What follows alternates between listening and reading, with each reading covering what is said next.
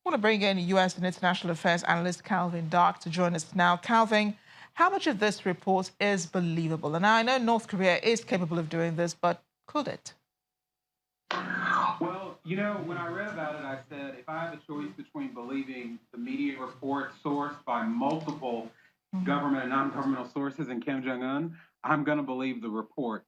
And what's also interesting is that Republicans, Democrats, foreign policy officials, even those in Trump's administration, know that the one predictable thing about North Korea is that they're not credible. Everybody seems to know this except President Trump. Yeah, so how is the government really reacting to this? And is it still as confident as it was when the deal was signed? I mean, the deal, as analyzed back then, did not carry any weight. So are they still confident that this piece of paper really does hold some significance between the U.S. president and the North Korean leader? Well, it depends on who you listen to. If you listen to President Trump, Kim Jong-un is one of our best allies, and there are no longer nuclear threats. However, if you listen to administration officials that work in it, Secretary of State Pompeo, National Security Advisor Bolton, they've always been a lot more tentative. And they've acknowledged that even if this is successful, it's going to be a very complicated process. I will say that I've noticed that the president's supporters in government and out keep on moving the goalposts. I guess all of us have been watching so much World Cup soccer.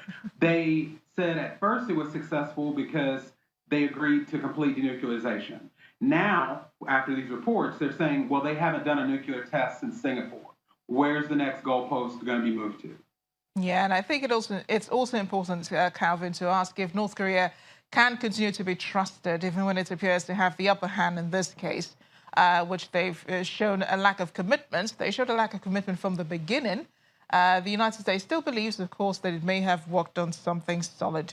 So can the U.S. continue to trust North Korea? Can President Donald Trump still consider Kim Jong-un an ally?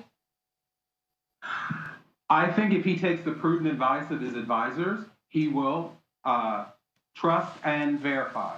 But the key issue here with President Trump and how we proceed is that he's only looking for a win. He's not interested in the complex process of denuclearization because it's complicated.